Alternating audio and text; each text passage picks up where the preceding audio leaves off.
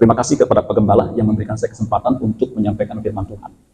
Firman Tuhan sore hari ini berjudul, maukah engkau sembuh? Sebuah pertanyaan, maukah engkau sembuh? Biasanya ketika ditanya pertanyaan ini, maukah engkau sembuh? Itu ditujukan kepada orang yang sakit. Hanya orang yang sakit yang membutuhkan tabib. Ya. Sesungguhnya semua orang itu orang yang sakit. Orang yang sakit. Ketika manusia jatuh dalam dosa, dosa itu seperti virus yang menjalar kepada manusia, yang menyebabkan manusia akan mati. Sebelum mati, biasanya tua, kemudian sakit-sakitan dan mati. Makanya pepatah Cina, sengku lau ping se. Sen lahir ku susah, sengku lau tua ping sakit-sakitan se meninggal. Jadi semua orang sudah berbuat dosa dan telah kehilangan kemuliaan Allah. Orang sakit. Nah, masalahnya ada orang yang sakit, ya, tapi tidak merasa membutuhkan tabib. Kenapa? Karena merasa fine-fine aja. Sebenarnya sakit fisik sama sakit rohani, sakit jiwa, itu punya persamaan. Sama-sama menderita. Saya pernah sakit, leper 21 hari, itu sangat menderita. Nggak bisa tidur, nggak bisa makan. Bahkan saya pernah sakit yang menurut saya sangat mengerikan. Saudara nggak tahu, yang tahu cuma 2 pemuda itu berani besuk saya. Muka saya dalam keadaan yang mengerikan. Karena punya penyakit herpes di mata, bengkak begitu. Saya habis dipukulin babak belur. Padahal itu penyakit, menurut saya, jangan sampai saudara kena ya. Begitu. Tidak enak, menderita. Nah, sakit jiwa juga sama-sama menderita.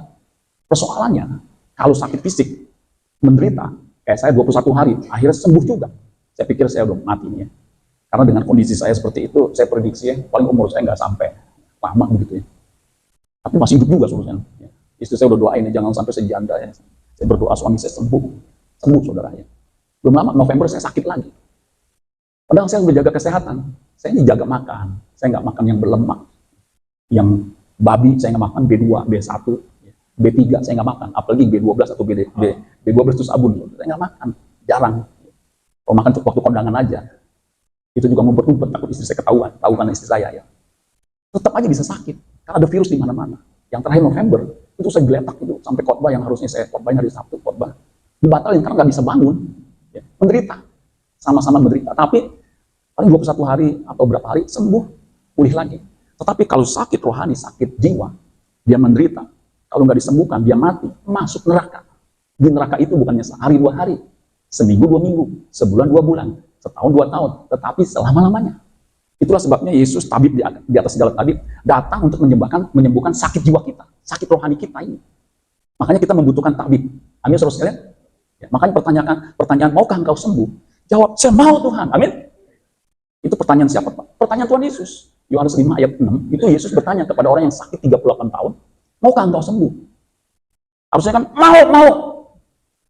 Dia nggak jawab begitu, suruh saya. Nggak ada orang yang menolong saya. Bagaimana saya sembuh? Padahal yang ngomong itu adalah tabib di atas segala tabib yang bisa menyembuhkan. Nah, Yesus itu tabib di atas segala tabib. Dia penyembuh. Amin, saudara sekalian. Kalau saya tanya pertanyaan yang sama yang ditanyakan oleh Tuhan Yesus, maukah engkau sembuh? Jawab, mau. Karena manusia sesungguhnya belum sembuh total, ya, sampai dia meninggal baru itu sembuh. Ya. Makanya kita setiap saat membutuhkan Tuhan. Ya. Lukas pasal 18 ayat 35 sampai 43. Nah, saudara, judul dari perikop ini adalah, kalau kita baca, Yesus menyembuhkan seorang buta. Dicatat di Injil sinoptik. Jadi tiga Injil disebut sinoptik, itu mencatat tentang Yesus menyembuhkan orang buta. Nah, sebenarnya Yesus menyembuhkan 4 kali orang buta, itu disembuhkan 4 kali dalam peristiwa yang berbeda. Nanti kita singgung sebentar. Nah, ini peristiwa yang mirip, yang sama, dicatat 3 Injil. Injil sinoptik 3, Matius, Markus, Lukas, itu mencatat ini. Ya. Nah, kita baca Lukas pasal 18 ayat 35 sampai 43. Dikatakan begini, waktu Yesus hampir tiba di Yeriko itu 24 km dari Yerusalem, ada seorang buta. Seorang apa? Buta, yang duduk di pinggir jalan dan mengemis. Jadi orang buta pada waktu itu punya pekerjaan mengemis, karena dia tidak punya keterampilan lain. Ya. Jadi dia duduk di pinggir jalan. Pak, mengemis itu butuh skill. Wajahnya mesti memelas. Pak, tolong Pak. Saya pernah dulu ya, waktu di lampu merah, terpaksa saya kasih, karena memelas. Pak, tolong. Saya kasih. Nah, itu butuh skill. Nah, ini juga begitu. Buta, nggak punya skill lain, mengemis. Ya. Waktu orang itu, si pengemis itu mendengar orang banyak lewat, ia bertanya, apa itu? Nah, ini pertanyaan penting, apa itu? Saudara mesti tertarik dengan hal-hal yang rohani, apa itu? Tadi pagi saya khotbahin, orang yang tidak tertarik, nggak haus akan kebenaran, itu sakit jiwanya. Ya.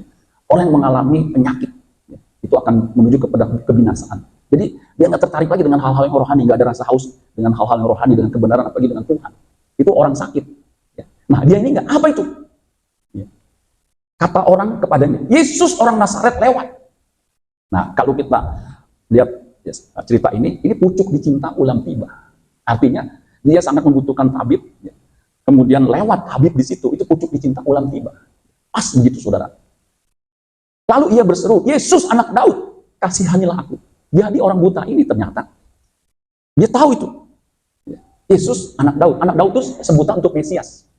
Jadi Mesias yang akan datang, orang Israel tahu. Disebut anak Daud. Daud itu raja yang kedua, bangsa Israel yang besar. Nanti keturunan akan menjadi raja untuk selama-lamanya. Itu disebut Mesias. Dan orang buta ini ngerti, Mesias nanti cirinya kalau dia datang, itu melakukan mujizat tanda. Di Yesaya pasal 35, kita coba lihat dulu ya. Ayat yang kelima, ini ciri, Mesias kalau datang, cirinya adalah melakukan mujizat. Mujizat yang dilakukan adalah penyembuhan orang buta. Makanya yang paling banyak Yesus lakukan adalah kesembuhan untuk orang buta. Untuk orang buta. Sampai 4 kali. Yang dicatat di Lukas 18 ini kesembuhan yang terakhir yang Yesus adakan. Di Yesaya pasal 35 ayat 5. Ini ciri, kalau saya lihat judulnya, itu judulnya keselamatan bagi umatnya. Nah, hanya Yesus yang bisa menyelamatkan. Dan ciri penyelamat itu dikatakan pada waktu itu, pada waktu Mesias datang, mata orang-orang buta, jadi bukan hanya satu orang buta, mata orang-orang buta akan apa? Dicelikan. Dan telinga orang-orang tuli akan dibuka. Itu ciri Mesias yang akan datang. Yesus melakukan banyak mujizat. Itu tidak bisa dibantah. Saksinya banyak. Makanya, saudara nggak usah ragu. Percaya Yesus sebagai Tuhan dan Juru Selamat. Amin. Kalau diajak debat, Yesus kan cuma Nabi. Yesus cuma Rasul. Bilang aja, apa lo kate? Gua tetap percaya Yesus Tuhan dan Juru Selamat. Amin. Karena waktu Yesus lahir, itu malaikat datang kepada gembala-gembala dan berkata, hari ini telah lahir bagimu, yaitu Kristus, Tuhan di kota Daud. Yesus menjadi Tuhan, itu bagi kemuliaan Allah Bapa. Filipi 2 ayat 11. Jadi, jangan meragukan Mesias Yesus itu Tuhan. Kuasa kegelapan mencoba membuat kita ragu Yesus itu Tuhan. Padahal saudara sekalian, tidak bisa dibantah. Orang yang tidak mengaku Yesus sebagai Tuhan, ketika Yesus menampakkan diri, bertekuk lutut, tidak bisa membantah. Betul, Yesus Tuhan. Hanya dia satu-satu utusan Bapa yang membawa kita kepada keselamatan. Nah, ini orang buta ini, lalu ia berseru, Yesus anak Daud, dia tahu, kasihanilah aku. Kita ini butuh belas kasihan Tuhan. Ayat 39, maka mereka yang berjalan di depan menegur dia supaya ia diam. Jadi ini mengganggu prosesi iring-iringan Tuhan Yesus. Tapi dikatakan begini, namun semakin keras ia berseru, anak Daud, kasihanilah aku. Luar biasa. Lalu Yesus berhenti menyuruh membawa orang itu kepadanya. Dan ketika ia berada di dekatnya, Yesus bertanya kepadanya, apa yang kau kehendaki supaya aku perbuat bagimu? Jawab orang itu, Tuhan, supaya aku dapat melihat. Jadi berseru sampai Yesus berhenti. Amin, saudara sekalian. Sama. Dalam kekristenan jangan sampai kita berhenti. Terus-menerus maju terus pantang mundur. Amin. Salah satu moto doa pagi itu yang dipimpin oleh Pak Andi. Maju terus pantang mundur. Jangan mundur. Saudara. Karena dalam mengiring Tuhan banyak tantangannya. Maju terus. Lalu, ya jadi tadi jelas mana itu? Ayat yang keberapa tadi ya? Ke-42 ya. Lalu kata Yesus kepadanya, melihatlah engkau. Yesus cuma bilang, melihatlah engkau. Imanmu telah menyelamatkan engkau. Bagian lain, your faith has healed you. Menyembuhkanmu, heal. Itu dari bahasa Yunani, soso. Soso itu bisa menyembuhkan, bisa juga menyelamatkan. Di sini diterjemahkan, imanmu telah menyelamatkan engkau. Di bagian lain, imanmu telah menyembuhkan engkau. Ayat 43, seketika itu, dan seketika itu juga. Artinya, immediately, nggak ada jeda waktu. Seketika itu juga, melihatlah ia. Buktinya apa? Lalu mengikuti dia sambil memuliakan Allah. Kalau orang buta, nggak bisa ngikutin orang begitu. Kecuali dituntun, baru bisa ngikutin. Ini, dia melek. Seluruh rakyat melihat hal itu dan memuji Allah. Luar biasa, saudara. Ya. Nah, ada 4 langkah iman supaya kita mengalami kesembuhan seperti orang buta ini yang ada di Yeriko itu. Yang pertama, saudara sekalian, di ayat 38, lalu ia berseru, Yesus anak Daud, kasihanlah. Jadi yang pertama, kalau saudara mau mengalami kesembuhan, baik fisik maupun jiwani, datang berseru kepada Tuhan. Amin, saudara sekalian. Sederhana amat, Pak. Iya, karena dia itu penyembuh. Hanya dia bisa menyembuhkan. Kalau dokter berkata, give up, cannot. Datang sama Tuhan. Nggak bisa sembuh-sembuh juga. Yang penting kesembuhan jiwani itu lebih penting. Kan kalau sembuh fisik, orang udah sembuh, fisik, sehat, nanti mati juga nggak? Mati. Karena semua orang pasti mati, amin. Amin cuma sedikit di sini. Karena semua orang pasti mati, amin. Ada yang nggak amin juga, yang nggak amin juga mati. Itu mesti begitu. Saya pernah khotbah tentang kematian, dikritik.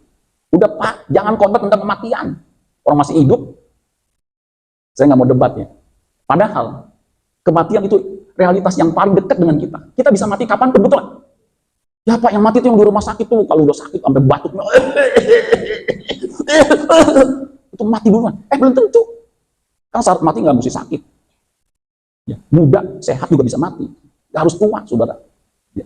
Makanya, saudara mesti disembuhkan jiwanya. Sehingga ketika menghadap Tuhan, udah bersih, sehat.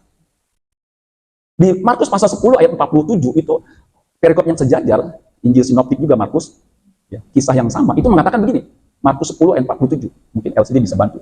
Markus 10 47. Ketika didengarnya bahwa itu adalah Yesus, orang Nazaret, mulailah ia berseru, Yesus anak Daud, kasihanilah aku. Jadi saudara sekalian, mari kita datang setiap saat berdoa. Jangan sampai tidak berdoa. Jangan sampai putus hubungan dengan Tuhan. Meskipun banyak masalah, tetap datang sama Tuhan. Ada yang bilang, saya nggak mau ke gereja Pak, banyak masalah. Justru karena banyak masalah, datang sama Tuhan. Amin. Kalau saudara ada masalah nggak datang, makin runyam. Saya kan Kristennya bukan baru solusinya. Saya perhatiin nih. Saya juga kan banyak masalah. Jangan pikir pendeta mah enak ya pakai aman-aman aja. Siapa bilang saya juga punya masalah? Waktu krisis kok masih enak-enak aja. Siapa bilang? Gua sampai jualan kue mangkok tahu. Iya, ini tanya nih. Susah juga, tapi bisa survive, ada aja jalan. Kemarin istri saya jualan kue Cina. Lumayan ya, 8 kilo ke 10 kilo. Walaupun berat gitu-gitu. Sampai istri untungnya nggak seberapa Pak ya, cepnya. Ya nggak seberapa, kue Cina untungnya mau berapa banyak. Lu jualan kapal terbang, untungnya gede. Iya, teman saya tuh jualan pesawat. Ya, itu untungnya gede. Ya, kalau untung jualan pesawat, suruh sekalian, lu ditraktir seorang-orang sama jualan senjata. Kalau untung, makanya dia kalau ada yang perang, dia suka tuh senjatanya laku, saudara. Jualan ke mangkok, untungnya berapa? Saudara tahu kan? Pernah ada yang beli 300 buah. Istri saya senang. Buat cuma modal WA, lumayan nih, begitu seterusnya. Jadi punya masalah juga, saudara. Tapi datang berseru kepada Tuhan, amin. Karena siapa? Kenapa? Di Roma pasal 10 ayat 13, sebab barang siapa berseru kepada nama Tuhan akan diselamatkan, akan disembuhkan. Jadi kalau sakit nggak sembuh-sembuh, tetap berdoa. Nanti Tuhan disembuhkan. Kalau nggak sembuhkan juga, tetap bersyukur, amin. Sebab apa? Tuhan lebih ingin kesembuhan jiwa kita dibandingkan kesembuhan fisik kita. Itu iman yang hebat. Jangan nggak disembuhkan, gereja-gereja lagi, percuma. Gua sakit nggak sembuh-sembuh. Jangan. Paulus itu punya penyakit yang para ahli mengatakan sakit yang membuat dia seperti duri dalam daging, nggak disembuhkan. Padahal Paulus itu sapu tangannya aja, sapu tangan sudah tahu kan? Ini sapu tangan itu bisa menyembuhkan. Bayangin, ini kalau sudah sakit sapu tangannya diginiin. Saudara kan geli sapu tangan kayak saya gini kan? Tapi sapu tangannya Paulus menyembuhkan. Kalau Petrus lebih hebat lagi, bayangannya menyembuhkan. Bayangin, bayangan Petrus menyembuhkan. Bayangan saudara ngalingin orang. Jadi Paulus sapu tangannya menyembuhkan, tapi dia nggak sembuh-sembuh sakitnya itu. Ada yang mengatakan katarak, ada yang mengatakan sakit ayan. Ya, memang nggak disebutkan, tapi itu seperti duri dalam daging. Suruh tahu duri dalam daging itu nggak nyaman, tapi dia bertahan. Cukup kasih karunia aku. Makanya berseru kepada Tuhan, karena Yesus penyembuh dan dia punya belas kasihan ini. Makanya tadi orang buta itu 2 kali kasihanilah aku, belas kasihan. Yesus itu punya compassion, belas kasihan. Di Matius 20 ayat 34. Ya, ini belas kasihan Yesus ditunjukkan dengan jelas. Maka tergeraklah hati Yesus oleh belas kasihan itu. Lalu ia menjamah mata mereka dan seketika itu juga mereka melihat lalu mengikuti dia. Nah, ini Injil Sinoptik mengisahkan yang sama, menjelaskan ketika orang buta, di sini disebutkan 2 orang buta, ada yang menyebutkannya Bartemius. Ketika berseru, Yesus berkata apa? Kita mengatakan tergeraklah hati Yesus oleh belas kasihan. Nah, kalau Yesus punya belas kasihan, ini ajaib. Dia lihat, aduh, belas kasihan tuh compassion. Itu bersama. Passion itu mengalami penderitaan bersama. Jadi ketika dia lihat orang buta, dia punya empati yang sampai dalam, sampai betul-betul rasa begitu. Itu belas kasihan, compassion. Karena memang the basis of Jesus mission was compassion. Jadi dasar basic dari misi Yesus itu belas kasihan. Ketika dia lihat orang buta, dia penuh belas kasihan, empatinya sampai dalam. Sampai dia bayangin gini, masa saya sebagai Mesias buta? Kalau saya buta, bagaimana saya naik ke Golgota? Susah. Ya, nggak buta aja saya susah mati, bagaimana saya buta? Maka orang buta itu sembuh. Tuh, kalau compassion Yesus itu luar biasa di situ. Jadi compassion itu merasakan apa yang dirasakan orang lain, sampai mendalah daging, sampai nggak tuh merasakan. Itu compassion. Melihat orang kusta di Markus 1 ayat 41, maka tergeraklah hati Yesus oleh belas kasihan. Masa aku kusta? Nanti bagaimana murid-murid mendekatiku? Maka seketika itu juga lenyaplah penyakit kusta orang itu, Markus 1 ayat 42-nya. Melihat janda yang ditinggal mati oleh anaknya, anak tunggal. Janda punya anak tunggalnya mati. Tunggal kan satu. Janda kan gak punya suami, betul nggak? Kalau janda punya suami, itu janda genit. Sebab apa? Wah, udah janda kok masih punya suami. Ini betul-betul janda, udah tua. Anaknya satu, meninggal. Nah, ketika Yesus melihat janda itu, jadi Yesus melihat janda itu yang masih hidup itu, yang anaknya meninggal. Di Lukas 7 ayat yang ke-13. Dan ketika Tuhan melihat janda itu, tergeraklah hatinya oleh belas kasihan. Lalu ia berkata, jangan menangis. Jadi seterusnya, pendek kata, kalau saya boleh direkkan, apa yang Yesus lakukan itu karena digerakkan oleh belas kasihan. Orang banyak waktu berbondong-bondong mengikut Yesus, ada 5.000 laki-laki, belum perempuan. Di Matius pasal 14 ayat 14, ingat 14. Jangan dipasang, saudara, nanti keluar ya. Ketika Yesus melihat mendarat, ia melihat orang banyak yang besar jumlahnya, maka tergeraklah hatinya oleh belas kasihan kepada mereka. Lalu, dan ia menyembuhkan mereka yang sakit. Jadi saudara, pendek kata, jangan ragu-ragu, datanglah sama Yesus, amin. Dia itu punya belas kasihan. Kalau saudara datang sama orang kadang-kadang ngumpet, 2-3 kali saudara datang, oke. Lama-lama, dia datang mulai, minjem lagi, datang lagi, begitu saudara. Tapi kalau Yesus enggak, amin saudara sekalian. Jadi orang banyak itu, 5.000 orang itu dikumpulin. Kemudian dikasih makan roti. Sampai sisa 12 bakul. Petrus nanya sama Yesus, Guru, mereka sudah makan sampai kenyang. Mana minumannya? Yesus menjawab, apapun makanannya, minumannya, teh botol sostro. Itu kalau ada pabrik teh botol sostro, dia beli juga tuh minumannya sekalian. Sebab kalau makan nggak minum gimana saudara sekalian? Kesereten. Ya. Jadi saudara sekalian, kalau mau mengalami mujizat, datang dan berseru pada Tuhan. Amin. Nah, itu nomor 1. Nomor 2. Ayat 39 Lukas 18. Maka mereka yang berjalan di depan menegur dia supaya ia diam. Namun semakin keras ia berseru, Anak Daud, kasihanilah aku. Ayat 40 Lukas 18. Lalu Yesus berhenti dan menyuruh membawa orang itu kepadanya. Dan ketika ia telah berada dekat kepadanya, Yesus bertanya kepadanya. Jadi saudara sekalian, yang kedua, kalau kita mau mengalami kesembuhan, jangan pernah menyerah. Amin. Jangan sampai putus asa. Apalagi gantung diri. Sakit gak sembuh-sembuh. Lebih baik gantung diri, lebih sengsara. Kalau orang gantung diri, bagaimana bisa diselamatkan? Dia sendiri yang membunuh dirinya sendiri. Nggak ada pembunuh yang masuk kerajaan surga. Susah-susahnya udahlah, tahanin, amin. Bapak mah enak, nggak pernah sakit. Tadi kan saya bercerita. Saya makanya foto yang muka saya hancur begitu tuh, saya nggak pernah masukin di medsos. Nanti disalahgunakan. Seorang pendeta hancur babak belur dipukul. Masa? Itu bisa salah tafsir. Ini ada nggak yang besuk pemuda itu? Saksinya dia tuh. Sampai bilang, aduh, dia udah depan pintu gerbang. Aduh, gimana ya? Saya bukain. Udah apa kaget? Begitu tuh. Untung dia nggak foto langsung langsung merebut HP-nya sebab apa? Mengerikan wajah saya. Menderita. Ya. Jadi jangan pernah menyerah. Amin saudara sekalian. Tetap berseru, tetap datang. Kekristenan itu butuh ketekunan. Makanya iman itu mesti bukan hanya ditambahkan kebajikan, tetapi ketekunan. 2 Petrus 1 ayat 5. Coba lihat. 2 Petrus 1 ayat 5. Dikatakan berusaha untuk menambahkan imanmu kebajikan. Pengetahuan, penguasaan diri, ketekunan. Jadi iman itu butuh ketekunan. Enggak bisa, ya udahlah, menyerah aja. Enggak. Sama melayani juga butuh ketekunan. Butuh tekun, jangan pernah menyerah. Never give up, never back down. Pernah Winston Churchill itu khotbah fenomenal yang dicatat dalam sejarah pemimpin-pemimpin dunia. Ketika dia disuruh pidato di universitas terkenal, silakan Sir Winston Churchill kasih motivasi. Dia berdiri selama 10 menit dia berkata, never give up, never give up, never give up, never give up, never give up, never give up, never give up, never give up. Saya udah capek saudara. Cuma begitu. Orang bilang betul, betul, betul, betul. Never give up. Amin saudara sekalian. Bilang kiri kanan, never give up. Bahasa Inggris dikit, never give up. Jadi kalau tanya suami yang nggak ke gereja, apa khotbahnya? Never give up. Wah, so Inggris loh. Dari condet aja never give up. Kenapa? Karena Yesus punya berbagai metode untuk menyembuhkan. Dia kreatif. Pokoknya bisa menyembuhkan dengan berbagai macam metode. Amin saudara sekalian. Saya kasih contoh. Orang buta. Tadi saya bilang ada 4 kali. Ya, 3 itu caranya berbeda-beda. Tadi kan cuma melihatlah engkau. Nggak disembuhi, nggak dijamah. Melihat seketika itu juga. Di Matius 9 ayat 29. Ini buta sejak lahir. Bukan buta. Yesus menjamah orang buta ini. Lalu Yesus, Matius 9 ayat 29, 9:29. Lalu Yesus menjamah mata mereka sambil berkata, jadilah kepadamu menurut imanmu. Nah, ini peristiwa yang lain. Jadi jamah matanya sembuh. Nah, Yohanes pasal 9 ayat 6 ini lebih hebat lagi. Ini buta sejak lahir. Kalau buta sejak lahir secara medis tidak mungkin disembuhkan kecuali ada namanya creative miracle, terus mujizat kreativitas yang menciptakan. Nah, cara menyembuhkannya ayat 6 Yohanes 9.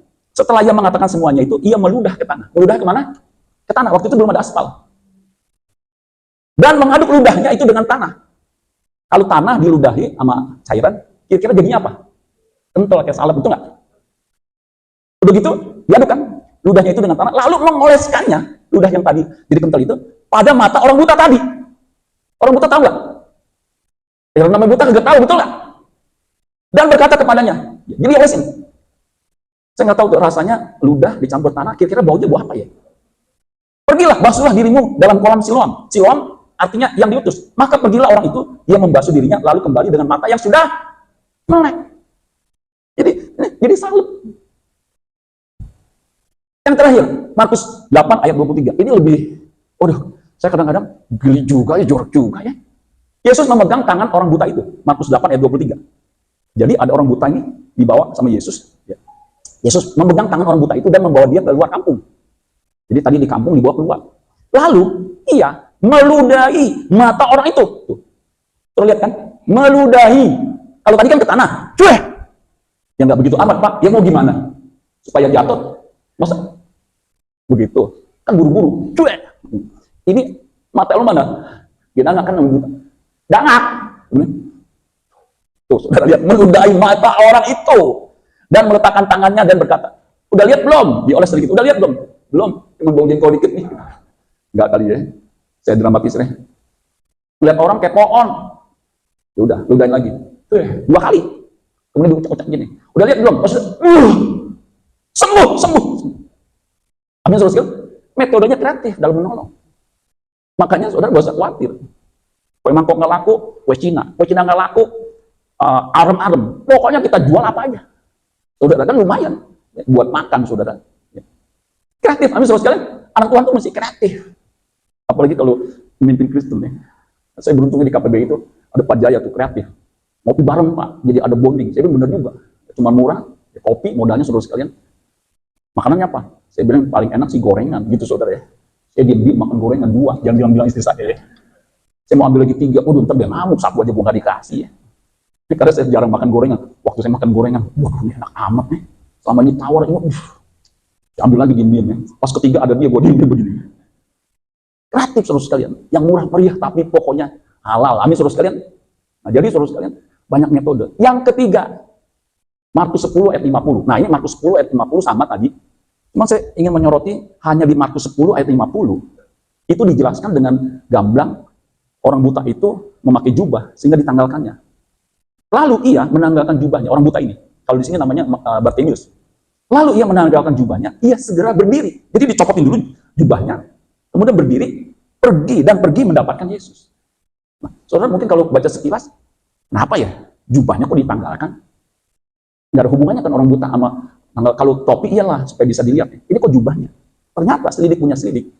Orang buta pada waktu itu, kenapa harus memakai jubah? Jubah itu ternyata sertifikat bahwa dia memang berhak untuk jadi pengemis. Jadi ketika imam periksa, oh ini buta, dites, ini berapa? Itu buta betul-betul, bukan buta renang-renang, lu jangan lirik gue tahu itu jubahnya. Ini betul-betul buta. Dikasih jubah nih, supaya bisa menghasilkan uang ngemis di sana. Makanya dapat jubah. Tetapi kenapa ditanggalkan? Ternyata ada pelajaran rohani. Kalau saudara mau mengalami kesembuhan, tanggalkan manusia lamamu. Yang amin cuma 1, saudara. Kalau kita mau mengalami kesembuhan mujizat, tanggalkan manusia lamamu. Sebab buat apa kamu sembuh fisik, tetapi kamu tetap jahat, tetap sakit hati, tetap dendam, mati masuk neraka juga. Kan Tuhan ingin kesembuhan itu jiwa kita. Jadi saudara tanggalkan. Amin saudara sekalian. Manusia lama itu, tadi saya katakan, itu yang membuat ya, metabolisme rohani kita itu rusak. Itu kodrat dosa itu. Manusia lama itu. Dengan segala hawa nafsunya, itu yang bisa membawa kita kepada neraka. Harus ditanggalkan. Coba buka Efesus 4 ayat 21. Efesus 4 ayat 21. Dikatakan gini, Efesus 4 ayat 21.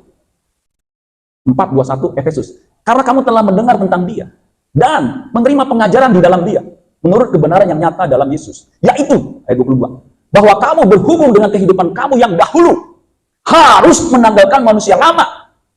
Jadi harus tanggalkan manusia lama yang menemui kebinasaannya oleh nafsunya yang menyesatkan. Jadi kalau manusia lama ini kita nggak tanggalkan, kita tetap yakin nanti mati masuk surga. Celaka 12. Alkitab mengatakan membinasakan yang menemui kebinasaan. Supaya kamu dibaharui di dalam roh dan pikiran. Jadi seterusnya kita harus tanggalkan supaya bisa diisi firman, diperbaharui pikiran dan perasaan kita, roh kita. Kalau nggak akan bisa ada kesembuhan. Dan mengenakan manusia baru yang telah diciptakan menurut kehendak Allah di dalam kebenaran dan kekudusan yang sesungguhnya. Jadi kebenaran dan kekudusan yang sesungguhnya, kalau masih ada bercampur, jadi nggak bisa kekudusan dan kebenaran yang sesungguhnya. Harus ditanggalkan. Itu memang susah. Tadi saya katakan kodrat dosa itu udah ada dalam diri kita, ketika kita lahir, itu masih ada. Kecenderungan dalam diri kita untuk berbuat dosa, itu ada. Martin Luther mengatakan non posse non peccare, itu bahasa Latin. Artinya tidak bisa tidak berbuat dosa. Kalau Paulus mengatakan, aku ingin melakukan yang baik. Kok yang jahat yang aku lakukan? Aku ini manusia celaka. Siapa yang bisa melepaskan aku? Bersyukur, Yesus yang bisa melepaskan aku. Amin, saudara. Makanya di luar aku kamu tidak dapat berbuat apa-apa. Kalau saudara berusaha, nggak bisa. Kita butuh Tuhan. Untuk apa? Menolong kita. Dia tabib, dia sedang tabib. Untuk melepaskan ini kodrat dosa ini. Barang saya ikut seminar di Zoom, pas itu saudara. Ternyata ada pendeta yang LGBT. Aduh, saya sampai bingungnya gimana kok bisa ya? Jemaatnya LGBT juga. Karena pemimpinnya seperti itu. Gimana itu? Nah itu, karena pikirannya disesatkan. Ya memang kita harus terima semua orang, apapun latar belakangnya dan keadaannya. Tetapi jangan hidup di dalam berdosaan itu. Harus keluar. Amin, saudara. Dari kehidupan lama, tanggalkan. Yang sering judi, berhenti. Pak Haji, Pak Pendeta, anaknya berjudi. Aduh. Tapi menang, Pak Pendeta. Puji Tuhan, syukur, alhamdulillah. Ya nggak bisa. Harus judi, bukan karena takut 303. Harus ditanggalkan. Amin, saudara. Walaupun biar gimana pun, saudara, emang judi itu kelihatannya gampang. Tapi saya perhatikan, orang yang main judi, itu nggak kaya-kaya. Nanti dia mau main lagi. Mabok, tinggalin. Kalau di Kristen mabok, aduh. Nyanyi lagu rohani. Ku tahu Bapa peliharaku, ya baik. Kalau mabok, gitu tuh. Ya baik, ku yakin dia selalu sertaku begini. Indomie seleraku. Yang begini, nyanyi dengan semangat. Dia telah mati, dibangkitkan, jarum coklat. Biar nyanyi Kristen, kalau mabok, yakin mati masuk surga, celaka. Karena manusia lama ini kalau nggak ditanggalkan, dia akan menemukan kita dalam kebinasaan, membawa kita kepada kebinasaan. Amin, saudara, harus dilepaskan. Ini ada kisah nyata nih, namanya Rian Tambunan. Kalau Rian Tambunan pasti orang Batak. Dia ini pengelola panti pijat, pengedar ekstasi dosis tinggi, dan juga pemakai. Nah, karena dia pemakai, akibatnya dia kena penyakit cirrhosis liver. Cirrhosis liver sampai sekarang nggak ada obatnya. Tapi dia bertobat, saudara. Dia punya panti pijat, dia punya klub malam, itu dia tinggalkan. Dia bilang, nah, udah, lebih baik saya miskin, saya susah, saya tinggalkan. Saya mau meninggalkan manusia lama saya. Saya sakit gak sembuh juga gak masalah. Yang penting jiwa saya selamat. Ini begini, dia tanggalkan. Dia nggak lakukan itu lagi.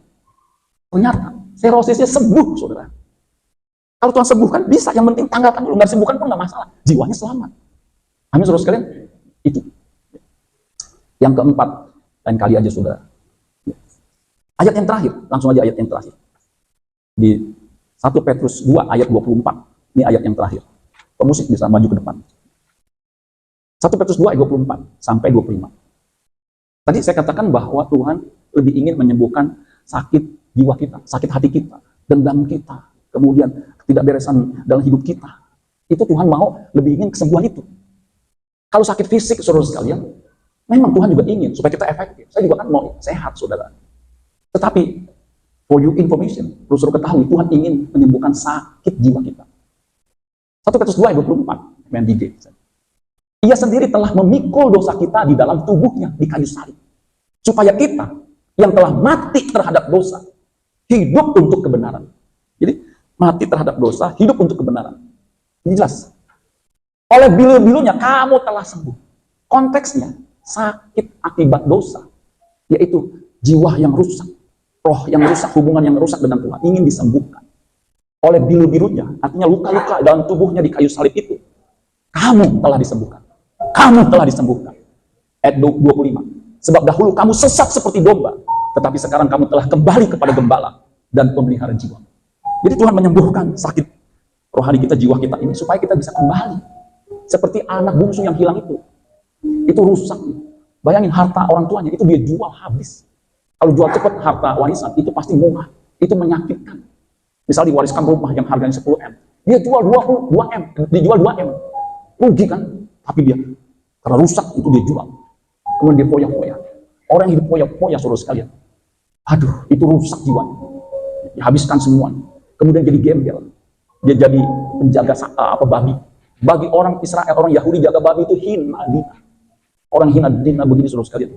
Dia punya kesadaran. Di rumah bapakku itu begitu limpah makanannya. Di sini aku mau makan babi aja nggak bisa. Dia sadar, aku mesti kembali kepada bapak. Untung dia kembali. Bapaknya dari jauh dia lihat anaknya. Ada yang mengatakan, kenapa dia nggak samperin? Udah tua Pak? Enggak. Dia tunggu, apakah betul dia mau kembali? Jangan-jangan dia nggak kembali. Ketika dia kembali, saudara, Alkitab mengatakan dia peluk. Sebab apa? Anak begini nih, patutnya dirajam. Tetapi karena dipeluk ayahnya, itu dilindungi, saudara. Dia terima kembali. Dikasih jubah, dikasih cincin, dikasih sepatu, dikembalikan statusnya, dipulihkan, disembuhkan statusnya. Diterima sebagai anak bapak. Nah kita juga begitu. Kita mau datang, amin, saudara, supaya dipulihkan. Kalau saudara, tapi saya begini aja Pak. Income saya dari dulu begini aja. Itu bukan persoalan. Saya beritahu saudara. Saya kan kerja di bank cukup lama. Belum lama saya khotbah di antara mereka banker. Itu kan orang-orang kaya yang luar biasa, saudara. Saya perhatikan biasa aja tuh. Makan juga nggak banyak mereka. Nanti juga mereka mati juga. Buat apa saudara kaya? Ya, seperti orang kaya yang di Lukas pasal 12. Sampai lubungnya itu nggak muat lagi saking kayanya. Dikumpulin. Nanti dia mati. Lubangnya paling 2 meter, 1 meter juga. Untuk siapa tuh? Makanya kesimpulan dari cerita itu, hari ini juga kamu akan diambil jiwa. Untuk siapakah kekayaan ini yang sudah kau kumpulkan itu? Nggak ada lagi. Kemudian dilanjutkan apa? Beginilah jadinya kalau orang yang nggak kaya di hadapan Tuhan, miskin di hadapan Tuhan, sengsara. Kita boleh miskin secara harta, itu nggak jadi persoalan yang utama. Tapi jangan sampai kita nggak disembuhkan jiwa kita, sehingga ketika kita menghadap Tuhan kita ketakutan. Harusnya ketika menghadap Tuhan kita dengan senyum berkata, aku siap Tuhan menemui Engkau. Begitu saudara sekalian.